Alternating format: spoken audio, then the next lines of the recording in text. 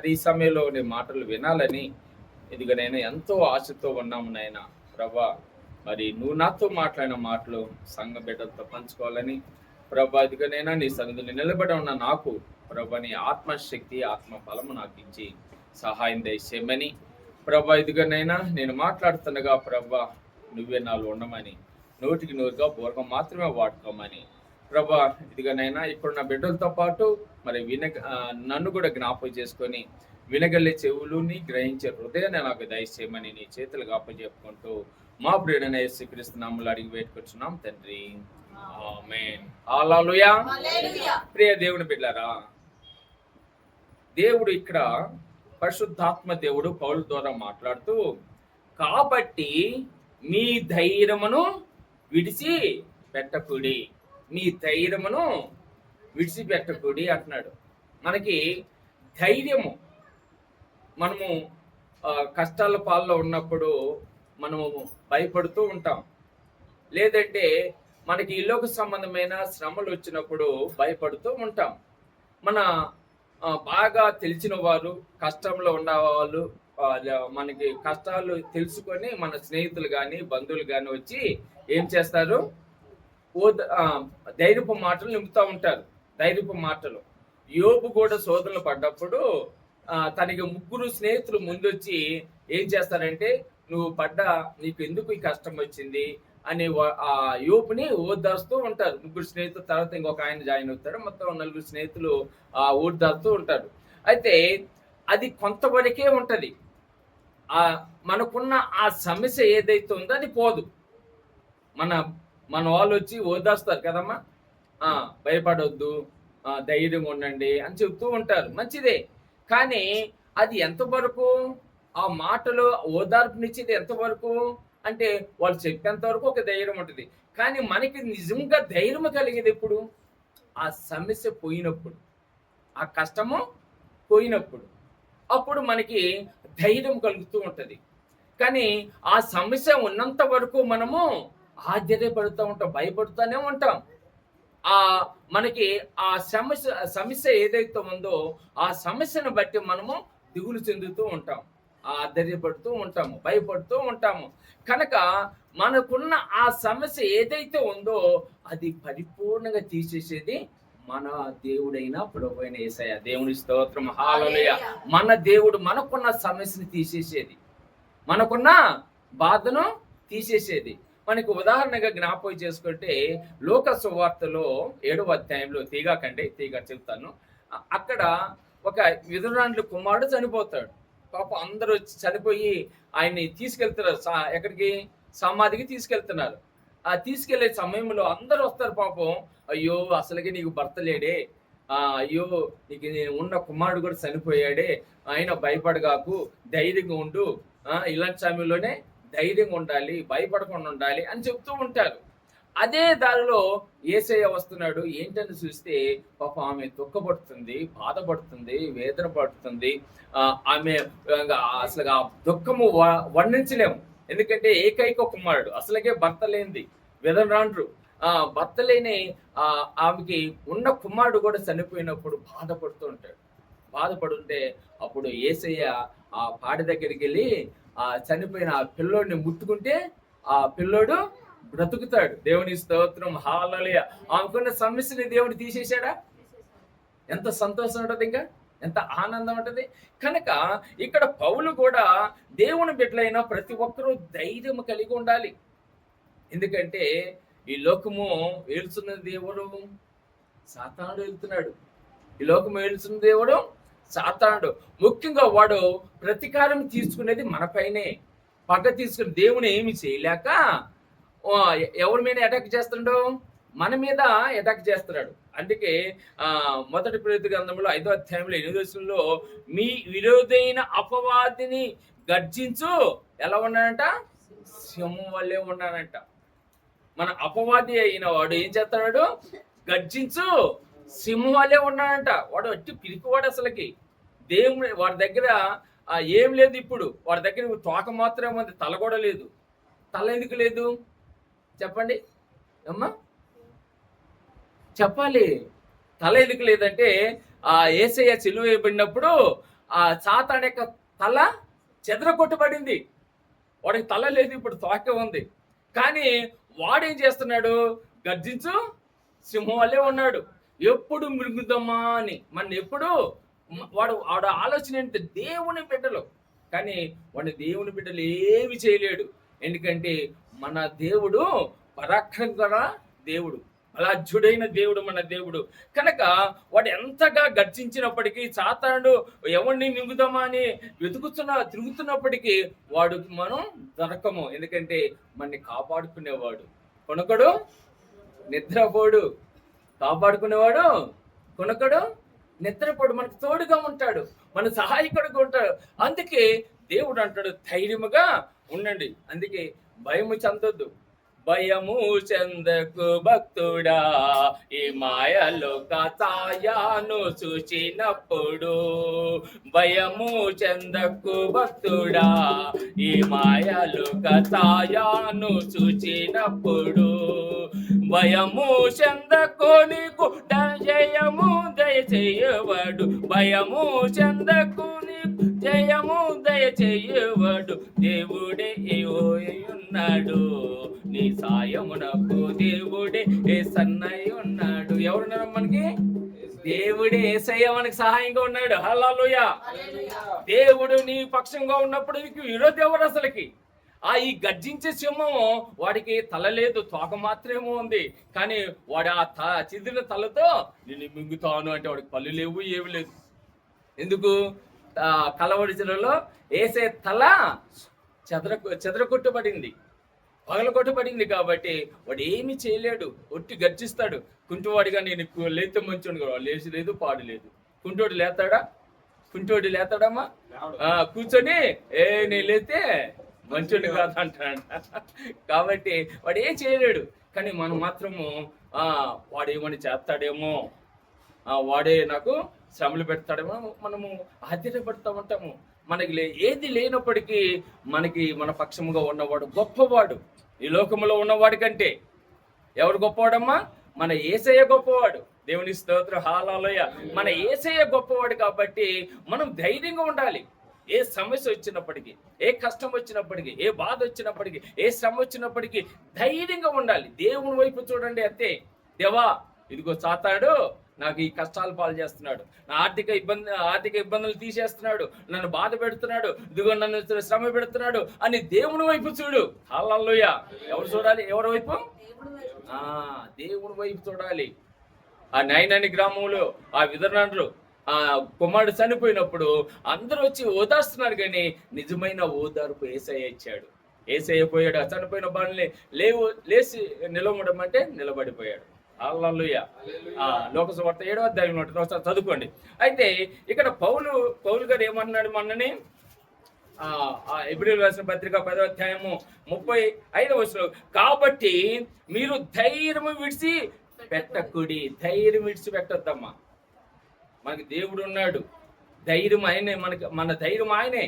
ఎందుకు అంత గట్టిగా చెప్తున్నాడంటే చూడండి, 32వ వచనం మనకి అయితే మీరు వెలింకింపబడిన మీదట శ్రమలతో కూడిన గొప్ప పోరాటము సహించిన పూర్వ దినములు జ్ఞాపము తెచ్చుకొనిడి. పూర్వ దినాలు మనము అపొస్తలుల కార్యములో 1వ అధ్యాయం 2వ అధ్యాయంలో మనం చూస్తున్నప్పుడు ఆ సమయంలో ఆత్మ నింపబడిన వారు సంఘము నింపబడితే, సంఘము ఆత్మ ద్వారా నింపబడిన వారుగా ఆత్మలో వాళ్ళు ఎదుగుతూ ఉంటే, ఒక పక్కన సౌలు ఏం చేస్తున్నాడు? పౌలుగా మారక ముందు సౌలు ఏం చేస్తున్నాడు? దేవుని బిడ్డలు హింసిస్తున్నాడు, శ్రమల పాలు చేస్తున్నానికి కుట్రలు చేస్తున్నాడు, ప్రార్థన చేసుకున్న ఏం చేస్తున్నాడు? అప్పటికి ఆయన దేవుని ప్రేమించే బిడ్డలు చంపుతున్నాడు. స్టెఫెనుని సావటానికి కారణం కూడా సౌలుగా ఉండక ముందు. అయితే అంత శ్రమల పాలు ఉన్న సంఘము దేవుని యొక్క సువార్త పని కొరకు, సువార్త కొరకు శ్రమలు వచ్చినప్పటికీ ఆకకుండా, కష్టములు వచ్చినప్పటికీ ఆకకుండా, అనేకులు బాధ పెడుతున్నప్పటికీ, హింసిస్తున్నప్పటికీ, ఇదిగో దేవుని యొక్క పని నిమిత్తము శ్రమల పాలు కావటానికి ఇష్టపడుతూ, ఇదిగో మా పక్షంగా దేవుడు ఉన్నాడని విశ్వాసంతో వాళ్ళు ముందుకు సాగారు. దేవుని స్తోత్రం, హల్లెలూయా. ఎందుకంటే ఆయన ద్వారా ఎలిగింపబడిన వారమ్మ. ఎవరి ద్వారా వెలిగింపబడిన వారు? యేసయ్య ద్వారా వెలిగింపబడిన వారు. ఈరోజు లోకమంతా వెలిగింపబడుతుంది. ఒకప్పుడు ఇక్కడ మన మధ్యలో ఉన్న మమత ఒకప్పుడు వెలిగింపబడలేదు. ఆ బిడ్డ ఎక్కడుంది? అంధకారముల చీకటిలో ఉంది ఆ బిడ్డ. బంధకాములు గొలుసుతో కట్టబడి ఉంది ఆ బిడ్డ. తెలుసా? దెయ్యాలు చుట్టుముట్టి దెయ్యాలతో దెయ్య పీడితురాలుగా మిగిలిపోయింది ఆ బిడ్డ. కానీ ఎప్పుడైతే దేవుడు నన్ను పంపించాడో, ఒకసారి నేను సంఘం పెట్టిన కొత్తలో పలానింటికి వెళ్ళు అని దేవుడు చెప్పినప్పుడు వెళ్ళి ఆ రోజు నుంచి ఆ బిడ్డకి దేవుడు తోడుకొని బాగు చేసుకొని దేవుని సన్నిధిలోకి నడిపించుకున్నాడు. దేవుని స్తోత్రం. వెలిగింపబడింది ఆ బిడ్డ ఈరోజు. కనుక దేవుని యొక్క ఆత్మలో వెలిగింపబడినప్పుడు మనం భయం పడవద్దు. లోకసువార్తలో 2వ అధ్యాయంలో ఒకసారి తీయండి. లోకసువార్త 2వ అధ్యాయము. అక్కడ దేవుని యొక్క దూతలు గొర్రెలకు కనపడినప్పుడు వాళ్ళు ఏమయ్యారమ్మా? భయపడ్డారు కదా. 2వ అధ్యాయము.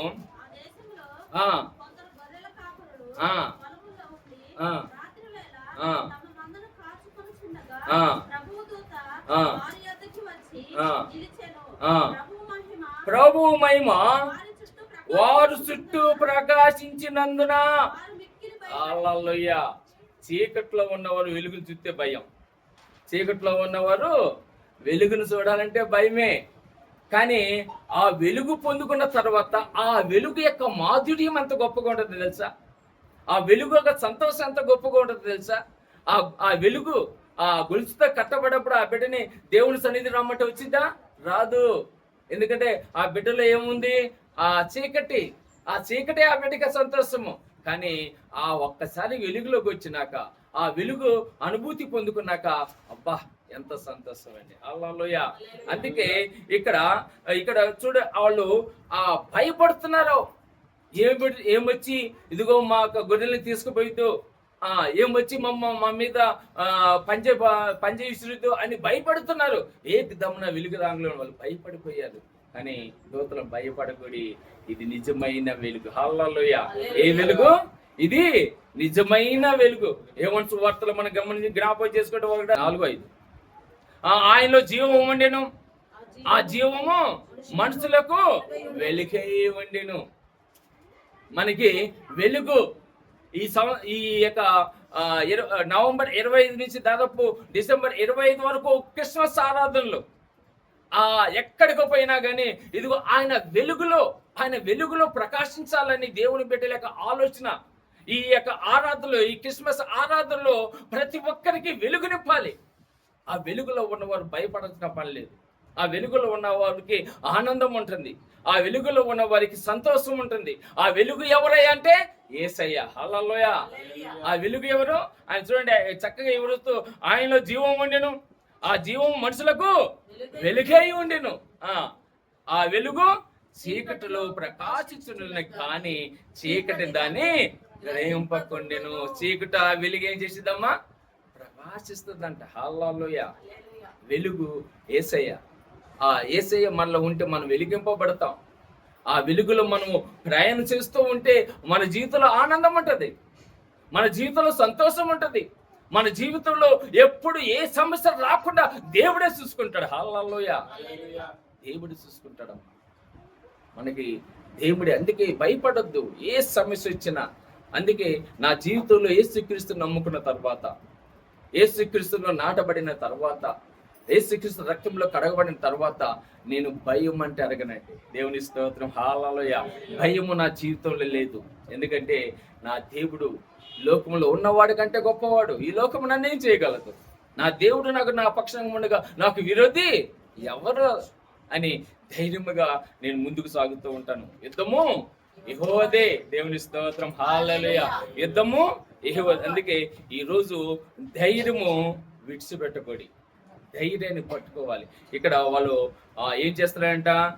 వెలిగింపబడిన మీదట శ్రమలతో కూడిన గొప్ప పోరాటము సహించిన పూర్వ దినమును జ్ఞాపకం చేసుకుంటూ, అంటే అపొస్తలుల కార్యముల సంఘము వేదన కాలంలో జ్ఞాపకం చేసుకుంటూ, ఒక విధంగా చూస్తే మీరు నిందలను బాధలను అనిపించుట చేత 10 మందిలో అరాటపడితిరి. మరొక విధంగా చూస్తే వాటి నడిపించిన వారితో పాలువారైతిరి.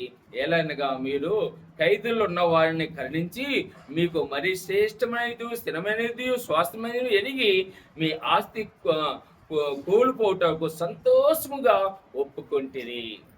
ఎంత గొప్ప ఆదర్శవంతమైన విశ్వాసులు చూడండి. వీళ్ళంట ఖైదీలు ఆదుకోవటానికి వాళ్ళ యొక్క ఆస్తులు అమ్మేసి ఖైదీల్ని కాపాడుకున్నారంట. బంధకములో ఉన్న వారిని విడిపించడానికి నీకు నాకు దేవేశయ్య వెలుగునిచ్చాడు. ఆ వెలుగులో లేని వారిని మనం ఏం చేయాలి? మనలోకి కలుపుకోవాలి. ఆ బాధ్యత మనలో ఉన్నప్పుడు మనము దేవుడు ఏమంటున్నాడంటే, మీరు కోల్పోయారా, శ్రమలో పడ్డారా, వేదనలు పడ్డారా, బాధలు పడ్డారా, మీరు నా నిమిత్తము హింసల పాలైన ఆ హింసలన్నీ జ్ఞాపకం చేసుకుంటూ మీకు ధైర్యం ఇస్తున్నాను అంటాడు. హల్లెలూయా. ధైర్యం ఇస్తున్నానంటే అండి, చూడండి ధైర్యము. సంసోను ఎంతమంది గుర్తుంది చెప్పండి? న్యాయాధిపతి గ్రంథంలో చూస్తాం కదా, సంసోను ఆయన దేవుడు ఆత్మతో నింపబడిన వాడు. ఆయన నింపబడిన వాడు. ఆయన బలం ఎందులో ఉందంట? జుట్టులో, వెంట్రుకలో ఉందంట, తలలో ఉంది ఆయన బలము. ఎందుకంటే నాజీరు చేయబడిన వాడు, అంటే దేవుని కొరకు సమర్పించిన వాడు. ఒకసారి వెళ్తుంటే ఏమైంది? కొదమ సింహం పైన పడింది. ఏమైంది? ఆ కొదమ సింహాన్ని చీల్చి 2 ముక్కలు చేశాడండి. ఎంత బలం ఆయనకి! సింహం వచ్చిందని భయపడ్డా? ఒకసారి నేను పొలం గట్ల మీద వెళ్తున్నాను. మా అమ్మ మా నాన్నగారు పనులు చేసుకుంటున్నారు, నాట్లు వేస్తున్నారు. ఆ గట్ల మీద నేను చిన్నపిల్లాడిని, పాప ఉంది కదా, అంత పిల్లాడిని. అచ్చిత అంత వయసు ఉంటుందేమో, అంటే ఒక ఊహ కొంచెం ఉందలే నాకు. అయితే ఆ పాము గెడ్లో నుంచి తలక ఇట దూర్చి గట్టి మీద పెట్టింది. నేను అనుకున్నాను కొట్రమేలు అనుకున్నా, చేప ఉంటుంది కదా, కొట్రమేలు అనుకున్నాను. కొట్రమేలు నా చేతిలో కర్ర ఉంది అప్పటికి. అంటే ఈ బటర్ఫ్లైలు అవి ఉంటాయి కదా, అవి పట్టుకుంటూ తిరుగుతూ ఉన్నాను, ఆటలాడుకుంటా పక్కన. అయితే అది కనపడకుండా చేప అనుకుని తల మీద నా చేతితో ఉన్న కర్రతో ఏటేసా. అది తప్పు పడింది కొంచెం, అంటే పక్కన పడింది. ఆ పాము బస్సులు వేసింది నా మీదకి. ఇంకా నేను చూడు పరుగు. ఆ పనులు చేసుకున్న వాళ్ళేమో ఏమైందిరా అంటే ఏం చెప్పాలి? నేను చేప అనుకుని పాముని కొట్టాను. ఆ పాము ఏమో పైకి లేచింది కదా. అంటే మనకి భయము చూడండి ఎలా ఉంటుంది మన జీవితంలో. అంటే అన్ఎక్స్పెక్టెడ్గా వస్తూ ఉంటాయి. కానీ మనం పెద్దోళ్ళు ఏమైందిరా, మేము ఉన్నలేరా అని గబగబ పట్టుకెత్తుకుంటూ వచ్చి వాళ్ళు అక్కడి చేసుకున్నారు. అప్పుడు నాకు కొంచెం నెమ్మది ఇచ్చింది. దేవుడు కూడా మనల్ని భయపడొద్దు, మనకి ధైర్యం కలిగి. అందుకే సంసోను కూడా ఆ కొదమ సింహాన్ని చూసి భయపడలేదు. ఆయన ఏం చేశాడు? పట్టుకొని చీల్చి పడేశాడు. అంత ధైర్యం కలిగిన వాడు ఆయన అంత ధైర్యం దేవుడు ఇచ్చినప్పటికీ ఆ ధైర్యాన్ని తర్వాత ఆయన కోల్పోయాడు, ఆత్మను కోల్పోయాడు. దేవుడి ఆత్మ ఉన్న వాళ్ళకి ధైర్యం ఉంటుందండి. ధైర్యం అనేది దేవుడి యొక్క ఆత్మే. దేవుడి ఆత్మ ఉన్న వాళ్ళకి ధైర్యం. దేవుని ఆత్మ ఎలా నింపబడుతుంటే మన దేవుని సన్నిధిలో ఉన్నప్పుడు, దేవుని వాక్యంలో నాటబడినప్పుడు మనకి ధైర్యం కలుగుతూ ఉంటుంది.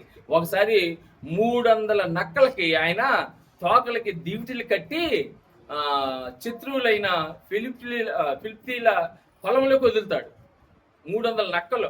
అసలు ఆ నక్కల దగ్గర పోవాలంటే మరీ సింహాల కంటే నక్కలు చాలా భయంకరమండి, తెలుసా? మన సింహం అనుకుంటుంది, నక్కలు ఏం చేస్తాయంటే అది సింహం అంటే బలం ఉండదు, కానీ అవి కలిసి కట్టిగా, అంటే గుంపుగా దాడి చేస్తాయి. గుంపుగా కుక్కలు, కానీ ఒక కుక్క బొవ్వు అంటే అంత కుక్కలు వస్తాయి కదా, అలాగే నక్కలు కూడా అంతే. ఒకటి బొవ్వు అంటే అన్నీ వస్తాయి. అంత భయంకరమైన ఆ నక్కల్ని తోకలు పట్టుకుని దీవిటీలు కట్టి వెలిగించి పొలంలోకి దిగుతాడు.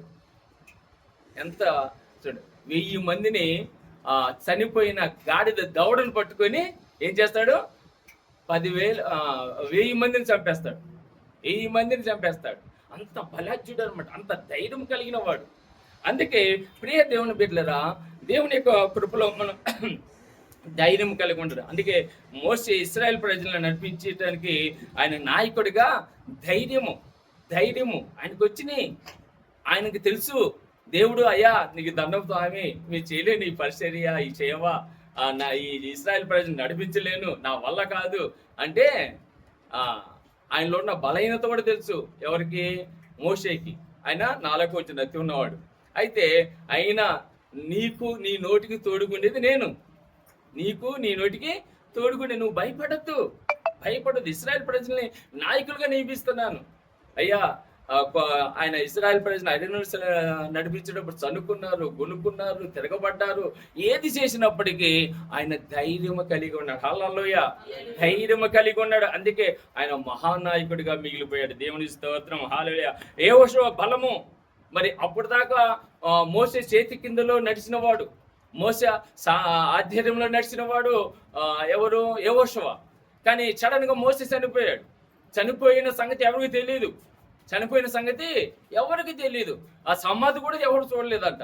చివరికి దేవుడు చెప్పాడు, మోసే మృతి పొందాడు, అయ్యా నువ్వే ఇశ్రాయేల్ ప్రజలు నాయకుడు కూడా యెహోషువతో చెప్పాడు. కానీ ఆయన వణికిపోయాడు, భయపడిపోయాడు. నేను చేయలేను. ఎందుకంటే మోసే నాయకత్వం చూశాడు. ఆయన పడ్డ ఆ నాయకత్వంలో ఆ ఇశ్రాయేల్ ప్రజలు పెట్టిన శ్రమలను, బాధలను, చనుకులను చూశాడు. కానీ ఆయన వాటన్నిటి చూసి నా వల్ల కాదు నాయన, నాకు వద్దంటే బహుధైర్యం కలిగి ఉండు. హల్లెలూయా. ఏమన్నాడు? ధైర్యం కలిగి ఉండు. ప్రతికూల సమయంలో నువ్వు ధైర్యం కలిగి ఉండాలి. నీకు అనుకూల సమయం అంటూ దేవుడిస్తే నీకు అనుకూలంగా సమయం, కానీ ప్రతికూల సమయంలో ప్రతి దాంట్లో నువ్వు ధైర్యంగా ఉన్నప్పుడు దేవుడు నిన్ను దేనికి భయపడొద్దు. దిగు. మనం చాలా దినాలు కొన్ని ప్రార్థన చేస్తూ ఉంటాం, కొన్ని అవుతా ఉంటే కొన్ని కావు, కొంచెం సమయం పడుతూ ఉంటుంది. సమయం కోసం నువ్వు ఎదురు చూడు. దేవుని యొక్క మేలు జ్ఞాపకం చేసుకో. హల్లెలూయా. ఎస్తేరు గురించి మనందరికీ తెలుసు. ఎస్తేరు తన జనాంగము యూదులైన వారిని మరణహోమం నుంచి కాపాడటానికి తన ప్రాణాలు లెక్క చేయకుండా రాజు దగ్గరికి పోయింది. రాజు పర్మిషన్ లేకుండా పోతే వెంటనే రానైనా సరే తల నరికేస్తారు. ఆ రోజుల్లో రాజు యొక్క మా అంతఃపురంలోకి వెళ్ళినప్పుడు రాజు పర్మిషన్, అయ్యా భర్తే అయినా, రాజు ఎవరు? భర్త దగ్గర పోవటానికి కూడా పర్మిషన్ కావాలి. కానీ పర్మిషన్ లేదు, వెళ్ళింది. కానీ ఇక్కడ ఆమె ధైర్యాన్ని చూడండి. తన వారి గురించి మాట్లాడటానికి ఆ రాజు దగ్గరికి పోయినప్పుడు ధైర్యం చేసే, నేను మరణించినా పర్వాలేదు. ఎంత ధైర్యం కలిగి ఉండాలండి. వీరనారి అంటారు వాళ్ళని. హల్లెలూయా. అందుకే అనేకులు మరి అలాగే గొలియాతుని చంపడానికి దావీదు చిన్న బాలుడు 5 కర్రలు గుల్లకరాలు తీసుకుని పోయాడు. ఎంత ధైర్యం కలిగి ఉండాలి. హల్లెలూయా. అందుకే మన తరపున యుద్ధము యెహోవాదే. యుద్ధము యెహోవాదే, యుద్ధము యెహోవాదే, యుద్ధము యెహోవాదే, యుద్ధము యెహోవాదే. రాజులు మనకే వరులేరు, తోలులు మనకే వరులేరు, రాజులు మనకే వరులేరు, తోలులు మనకే వరులేరు.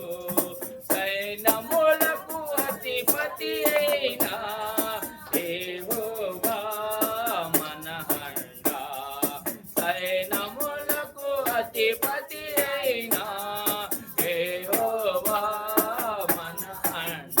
యుద్ధము యెహోవాదే, యుద్ధము యెహోవాదే, యుద్ధము యెహోవాదే.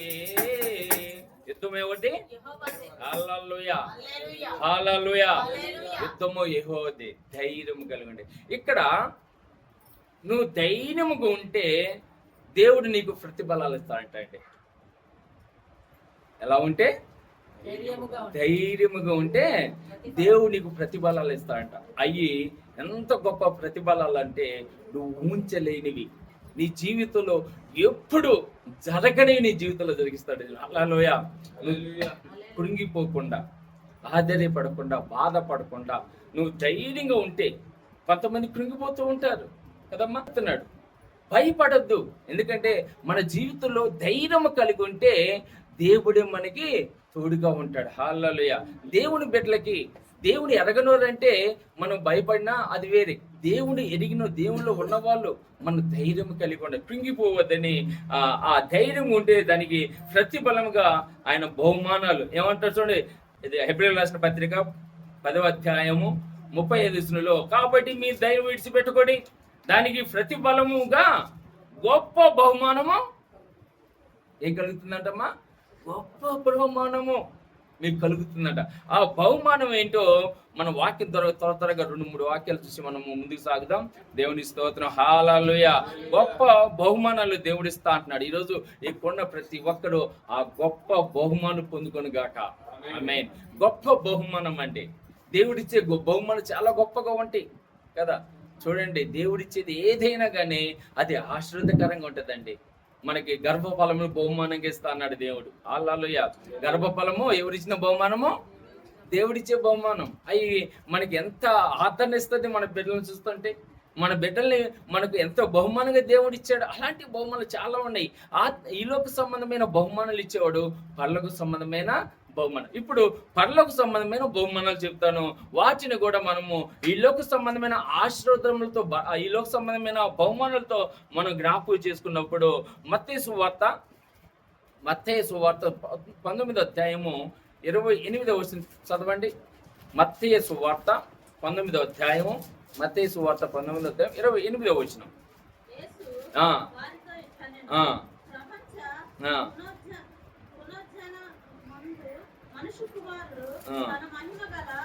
పునరుద్ధానమందు మనుష్య కుమారుడు తన మహిమ గల సింహాసనం మీద ఆసీనుడై ఉండినప్పుడు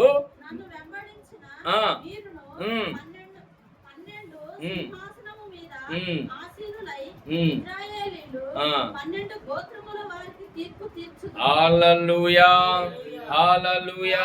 ప్రియ దేవుని బిడ్డలారా, ఇక్కడ చూడు, తన మహిమ గల సింహాసనం మీద ఆసీనుడై ఉండినప్పుడు. యేసయ్య ఎక్కడున్నాడు? ఇప్పుడు తన మహిమ సింహాసనంలో ఉన్నాడు. యేసయ్య ఎవరున్నాడు? ఎక్కడున్నాడు? మహిమ సింహాసనంలో ఉన్నాడు. 12 సింహాసనం మీద ఆసీనులై ఉందురు.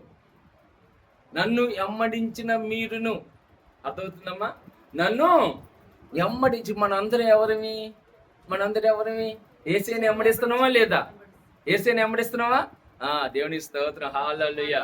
ఒక ఆయన వాళ్ళ తండ్రిని మీసలు ఎంత లాగా ఉండేయంట. ఆయన కూడా నా తండ్రిని నేను ఎమ్మడించాలని మీసలు బాగా పెంచినట్ట. ఎవరిని ఎమ్మడించాలని? తండ్రిని. నా తండ్రి పెంచాడు కాబట్టి నేను పెంచుతున్నాను, నా తండ్రికి వారసుని కాబట్టి. కానీ ఇక్కడ మన దేవుడు మనని ఆ యేసయ్య రక్తం ద్వారా కడుక్కున్నాడు, మన విమోచించుకున్నాడు, మన కొనుక్కున్నాడు. మన కొరకు ఎవరు రక్తం కార్చలేదు, ఎవరు మన పాపముల కొరకు ఎవరు మరణించలేదు. ఎవరు మరణించాడు మన కొరకు? యేసయ్య మాత్రమే మరణించాడు. అంటే ఇప్పుడు మనలో యేసయ్య రక్తంలో కడగబడిన మనలో ఏ రక్తం ఉంది? యేసయ్య రక్తం ఉంది. యేసయ్య రక్తం ఉంది ఇప్పుడు మనలో. ఎందుకంటే యేసయ్య రక్తంలో కడగబడిన వారమే మనము. కనుక యేసయ్య రక్తంలో కడగబడిన వారము. ఇప్పుడు మనము ఆయన వారసులమే, ఆయన పిల్లలమే మనము. దేవుని స్తోత్రం, హల్లెలూయా. ఇప్పుడు ఆయన గుణాలు మనం ఆయన్ని వెంబడించాలి. ఆయన నీతిపరుడు, ఆయన పరిశుద్ధుడు, ఆయన మహోన్నతుడు. కనుక ఆయన్ని మనం వెంబడించగలిగితే పౌలు అంటాడు, క్రీస్తుని నేను పోలి నడుచుకున్నట్లు మీరు నన్ను పోలి నడుచుకోండి అంటాడు. నేను క్రీస్తుని పోలి నడుచుకుంటున్నాను. సంఘముతో అంటున్నాడు, మీరు నన్ను పోలి నడుచుకోండి. అంటే ఆ బంధము, ఆ ప్రేమ, అనురాగములు సంఘములో మనము ఏకమితమై చేసుకొని మనము ఒకరు గౌరవించుకుంటూ మనం ముందుకు సాగుతున్నప్పుడు అది క్రీస్తుని ఎమ్మడించేవారం. అంటే దేవుని స్తోత్రం, హల్లెలూయా. క్రీస్తుని ఎమ్మడించేవారం మనం. క్రీస్తుని ఎమ్మడించే వారికి ఏమి ఇస్తారంట? ఆ రోజు 12 మంది శిష్యులు ఎమ్మడించారు, వారికి 12 సింహాసనాలు ఇచ్చారంట. అంటే క్రీస్తుని ఎమ్మడించిన వారికి నీకు నాకు సింహాసనం ఇస్తాడంట. హల్లెలూయా. ఎంత గొప్ప బహుమానం అండి. అంటే మనం ఎవరిమి? మన దేవుడు ఎవరు? మన ఏర్పాటు చేసుకున్న దేవుడు ఎవరు? రాజు, మహారాజు, కింగ్. మన యేసయ్య కింగ్. అందుకే మనం కూడా ఏమంటారు? రాజకుమారులమి, రాజకుమార్తెలమి. హల్లెలూయా. మనం ఎవరమ్మా? రాజకుమారులమి, రాజకుమార్తెలు. అందుకే తక్కువ అంచనా వేసుకుంటారు. గిద్యోను దాక్కున్నాడు, గానుగు చాటుకి వెళ్ళి దాక్కున్నాడు. కానీ ఇప్పుడు దేవుడు అంటుడు, నువ్వు బలాజుడు గలవాడు అంటే అప్పుడు వచ్చింది ధైర్యం. యేసయ్య మన శక్తి మనకు తెలియకపోవచ్చు, దేవుడికి తెలుసు మన శక్తి. గిద్యోను ఆయన శక్తి ఆయనే మర్చిపోయి దాక్కున్నాడు. దేవుడు అన్నాడు, నువ్వు బలాచ్యుడివి అన్నగానే అప్పుడు తనకున్న బలాన్ని ఆయన వ్యక్తపరుచుకున్నాడు దేవుడు. అందుకే మనం కృంగిపోవద్దండి. అందుకే ఇక్కడ దేవుడు ఎమ్మడించిన వారికి ఏమిస్తానంటమ్మా? ఆ ప్రతిఫలం ఏంటి? సింహాసనం. ఆ ప్రతిఫలం ఏంటి? సింహాసనం ఇస్తాడంటే. అంటే దేవుని ఎమ్మడించిన వారికి సింహాసనం ఇస్తాడు. ఇది మొదటి బహుమానంగా మనం జ్ఞాపకం చేసుకోవాలి. హల్లెలూయా. అందుకే ప్రకటన గ్రంథం 3:21 జయించు వాడిని నాతో కూడా ఏం చేస్తాడంట? చదవండి. 3:21 ప్రకటన గ్రంథం 3 త్వరగా 3:21 వచ్చిన త్వరగా సంఘముతో చెప్తున్నాడు. జయించు వానికి ఏమి ఇస్తా అంటాడు? సింహాసనం ఇస్తానంట అమ్మ. ఎవరిని జయించిన వానికి? ఆ తల లేని వాడిని జయించినాడు. తల లేని వాడిని జయించాలి మనం. వాడికి భయపడద్దు. వాడు తాకే ఉంది, తాకు తూపుతుంటే మనం పడిపోతున్నాం కదా. ఇంకా తల ఉంటే ఎంత భయంకరంగా ఉండేదో. తల చెదరగొట్టబడింది కాబట్టి వాడికి తాకే ఉంది, వాడికి మనం భయపడొద్దండి. వాడు తల లేని వాడికి నేను మిగుతానంటే వాడికి తలే లేదు. ఎక్కడి నుంచి మిగుతాడు అసలుకి? వాడు అంటాడు నాకు తల ఉంది అని, కానీ వాడికి తల లేదు. కనుక వాడు మిగుతానగా నేను భయపడను. అరే పోరా బాయ్, నువ్వేంది? నా దేవుడు నా పక్షంగా ఉన్నాడు. నా దేవుడు ఇదిగో ఆయన నాకు బలం. అంతే. నాకు ఏ శ్రమ వచ్చినా కానీ, ఏ కష్టం వచ్చినా కానీ, ఏ సోదరులు వచ్చినా కానీ, ఏ పరిస్థితుల్లో ఉన్నా కానీ నేను భయపడను. నా పక్షంగా ఉన్నవాడు గొప్పవాడు అని ధైర్యంగా ఉన్నప్పుడు. అందుకే జయించిన వాడికి ఏమి ఇస్తాడంట? సింహాసనం ఇస్తాడమ్మా. సింహాసనం ఇస్తాడు నీకు. హల్లెలూయా. కనుక మనం జ్ఞాపకం చేసుకుంటే గురి ఎద్దకే నేను పరిగెత్తి. ఆ గురి మనం, ఆ సింహాసనం మన గురి, ఆ పరలోక పట్టణం మన గురి, ఆ దేవుడితో నివసించడం మన గురి, దేవుడితో పాటు ఉండడం మన గురి. ఆ గురి ఎద్దకే పరిగెత్తాలి మనం. ఆ గురి ఎద్దకు పరిగెత్తడాలంటే మొదటిగా ఇక్కడికి పరిగెత్తండి. దేవుని యొక్క సన్నిధిలో ఇక్కడి నుంచి మన పరుగు ఉంటుందండి. పరిగెత్తే వాళ్ళకి లైన్ ఉంటుంది తెలుసు కదమ్మా, లైన్. ఆ లైన్లో నిలబెడతారు. ఆ లైన్ ఈ లైనే. ఇక్కడ ఉంటేనే నీకు ఆ పరుగులో, ఆ పందెంలో నువ్వు ఉంటావు. ఆ పరుగు పందెంలో ఉన్నప్పుడు నువ్వు గురి ఎద్దుకు పరిగెడతావు. దేవుని స్తోత్రం, మహాలగెత్తా. ఇంకోటి ఆ వాక్యంలో మనం చూస్తే ఏమంటాడు? అపొస్తలుల కార్యములో అది అపొస్తలుడైన పౌలు ఏప్రిల్ రాసిన పత్రికలో మనం చూస్తే ఇంకో మాట అంటాడు. అపదండి. కాబట్టి మీరు దానికి ప్రతిఫలంగా బహుమానం. ఆ బహుమానం ఏంటంటే దేవుని యొక్క సింహాసనం ఎక్కిస్తాడు. 20 వచనం, మీరు దేవుని చిత్తము నెరవేర్చిన వారై వాగ్దానం ముందు నిమిత్తము మీకు ఓర్మి అవసరమై ఉన్నది. ఓర్మి అంటే ఏంటి? ఓర్పు, సహనం. ఓర్పు అంటే ఏంటమ్మా? సహనము మీకు కావాలని, ఉండాలని దేవుడు. అది నిరీక్షణ. ఓర్పు ఉంటే నిరీక్షణ. స్కూల్ కానీ కాలేజ్ కానీ ప్రారంభమయ్యేది ఎప్పుడు? జూన్లో. అంటే జూన్ నుంచి వాళ్ళు మార్చి ఏప్రిల్ దాకా వాళ్ళు ఓర్పుతో చదవాలా లేదా? ఎగ్జామ్ చాలా రోజులు ఉండేలే. వాళ్ళు ఫస్ట్ నుంచి చదువుకుంటూ వస్తేనే ఫస్ట్ నుంచి చదువుకున్న వాళ్ళు బాగా మార్కులు తెచ్చుకుంటారు, ర్యాంకులు తెచ్చుకుంటారు, వాళ్ళు ఉన్నతమైన స్థితిలో ఉంటారు. ఇప్పుడు లాస్ట్లో చూద్దాంలే కదా. తాబేలు కుందేలు కథ అయిపోయింది. తాబేలు కుందేలు కథ ఏమైందంట? తాబేలు కుందేలు పోటీలు పెట్టుకున్నాయి కదా. నువ్వు నేను లోతుకుంటూ పోదామంటే పోతాం. ఎవరు ముందు పోతాం అంటే నేను ముందు. ఎంత ధైర్యం ఉంటే ఆ కుందేలుతో పందెం కట్టేది. కుందేలు లేతే కొంచెం టంగున అక్కడికి దూకిద్ది కదా. దానికి ఎంత తాబేలు ఎలా నడిచింది? చిన్నగా నడుస్తూ ఉంటుంది. ఎంత ధైర్యం ఆ కుందేలుతో పందెం పెట్టుకుంది. అయినా దానికి ధైర్యాన్ని మెచ్చుకోవాలి. ఆ ధైర్యం ఎంత ధైర్యం చూడండి. నేను వెళ్తా అంటే నేను వెళ్తాయి. సరే, ఇది కుందేలు లేచి ఒక అడుగులోనే పోయి టెంపుల్ హాల్లో పడింది. ఇదేమో ఇక్కడే ఉంది. ఈ కుందేలు అనుకుంది, తాబేలు చాలా దూరంలో ఉంది, ఈ లోపు కులికేసి కొనుక్కుందాంలే అనుకుందంట. గురికేసి కొనుక్కుందా అంటే కొనుక్కుంది. ఈ లోపు దానికి మెలుకొచ్చలకి ఈ తాబేలు పోయి లోతుకుంటలో ఉంది. తాబేలు ఎక్కడుంది? చూడండి, అదేంటి ధైర్యం. అది ధైర్యం. అది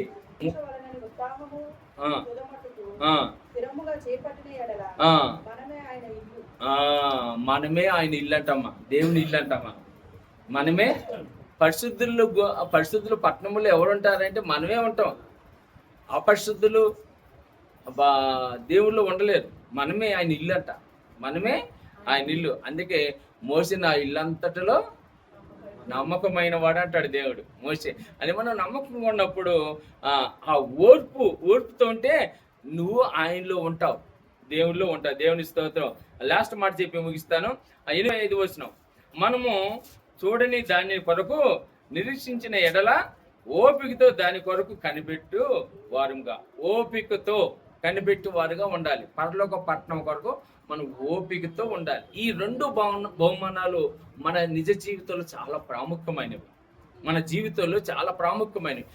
కనుక ప్రియ దేవుని బిడ్డలారా, మనము దేవుల్లో ధైర్యముగా ఉంటే మనకి ఏమిస్తారంటే ఓర్పు అనేది చాలా ప్రాముఖ్యత. అది కూడా ఒక గొప్ప బహుమానం అంట ఓర్పు. యేసయ్య ఆ సిలువని జయించడానికి ఆయనలో ఏం కలిగి ఉంది? ఓర్పు ఉంది. అమ్మాయి చూడండి, సిలువను జయించడానికి ఆయనలో ఏముంది? ఓర్పు ఉంది. ఆ ఓర్పుతోనే జయించాడు ఆయన. ఆయన ముఖం మీద గాండ్రించినా కానీ, ఏ చేసినా కానీ, పిడుగుద్దులు గుద్దినా, కొడ దెబ్బలుతున్నా కానీ ఆయనలో ఓపిక మనలో ఆ ఓపిక ఉండాలి. ఆ నిరీక్షణ ఉంటేనే అప్పుడు మనము దేవుని బిడ్డలుగా ఉంటాం. అది గొప్ప బహుమానం. మొదటి బహుమానము సింహాసనం ఇస్తాడు ధైర్యముగా ఉంటే. కనుక అలాంటి మౌన్నతమైన కృపలు మనం అందరము ధైర్యము కలిగి ఆ దేవుని యొక్క పట్టణములో ఓపికతో కనిపెట్టుకొని ఆ సింహాసనం గెలుచుకోవాలి, ఆ సింహాసనం పొందుకోవాలి. అప్పుడు మనకి ఇంకా సంతోషం అండి. అక్కడికి వెళ్ళిపోతే చాలు మనకి ఆనందమే. దేవుడి దగ్గరికి పోతే ఏముంటుందమ్మా? ఆనందమే. దేవుళ్ళు ఉండి వెళ్తే, దేవుళ్ళు లేని వాడికి ఉంటుంది ఆనందం. దేవుళ్ళు ఉండి వెళ్తే మనకి ఆనందం. కనుక ధైర్యముగా ఉండండి, ధైర్యం కోల్పోవద్దు, ఆశ్చర్యపడవద్దు, భయపడద్దు. దేనికోసమైనా మన దేవుడు మన పక్షంగా ఉన్నాడు అన్న నమ్మకం పెట్టుకోండి, విశ్వాసం పెట్టుకోండి. అప్పుడు దేవుడు మీకు అనేకమైన మీ జీవితంలో కార్యములు చేస్తాడు, అద్భుతమైన కార్యములు చేస్తాడమ్మా. ఆశ్చర్యకారం. మన దేవుడు ఆశ్చర్యకరుడు. ఆయన మన దేవుడు ఎవరమ్మా? ఆశ్చర్యకరుడు. కనుక ఆశ్చర్యకార్యం చేసే దేవుడు. కనుక మనం ధైర్యంగా ఉండే నమ్మకం, విశ్వాసంతో మనం కనిపెట్టుకున్నప్పుడు దేవుడు మనకి సహాయకుడిగా ఉంటాడు. దేవుని స్తోత్రం. హల్లెలూయా. ఆ విధంగా దేవుడు మీరు ధైర్యంగా ఉండి సింహాసనం పొందుకోవాలని, ఓర్పు పొందుకోవాలని కోరుకుంటూ ముగిస్తాం. కొద్ది మాట దేవుడు దీవించి ఆశీర్వదించును గాక. ఆమేన్. హల్లెలూయా. చాలా మంచిది.